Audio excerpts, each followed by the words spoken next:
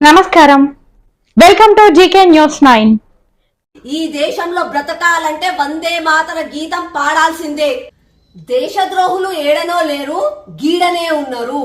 దేశద్రోహులు అంటే దేశాన్ని అవమానించిన వాళ్ళు దేశద్రోహులు. వాళ్ళెవరో కాదు, ఈ ఎంఐఎం లీడర్లు. నిన్న అసెంబ్లీలో వందే మాతర గీతం ఆలపిస్తుంటే ఒక్కసారి చూడండి వాళ్ళు ఏం చేస్తున్నారు.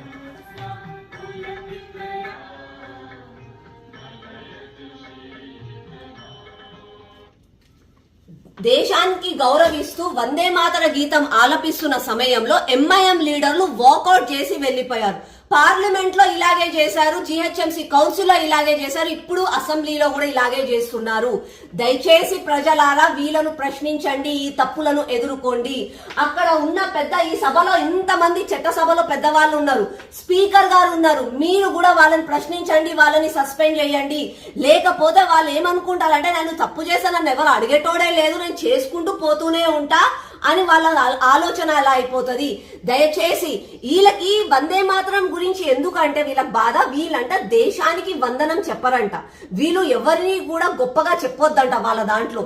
ఎందుకు అనంటే నేను ఒక్కటి అడుగుతున్నాను, సరే మీరు దేశానికి వందనం చెప్పరు, మళ్ళా ఇదే భూమిలో బ్రతుకుతుంటూ ఇదే భూమి భరతమాత వడిలో నుంచి వస్తున్న అన్నాన్ని తింటారు కదా, ఇదే భరతమాత వడిలో పెరిగిన చెట్ల పండ్లు తింటారు కదా, గంగమ్మ తల్లి గోదావరమ్మ తల్లి ఆ నదులలో నుంచి నీళ్లు తాగుతారు కదా, ఇదే గాలి పీల్చుకుంటారు కదా, ఈడనే బతుకుతారు కదా. మళ్ళా ఈడనే బతుకుతున్నప్పుడు వందే మాతరం అనడానికి నీకు నొప్పేంది?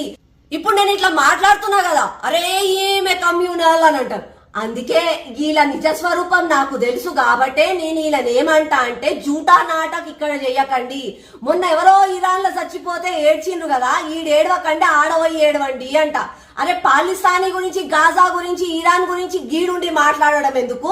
ముందు నీ ఉన్న దేశం గురించి గొప్పగా చెప్పుకో, నీ దేశానికి వందనం చేయి. లేకపోతే ఖచ్చితంగా చెప్తున్నా, ఈ దేశంలో బ్రతకాలంటే వందే మాతర గీతం పాడాల్సిందే. ఈ వీడియో మీకు నచ్చినట్లయితే లైక్ బటన్ క్లిక్ చేయండి. మరిన్ని వీడియోలను పొందడానికి దయచేసి సబ్స్క్రైబ్ చేయండి.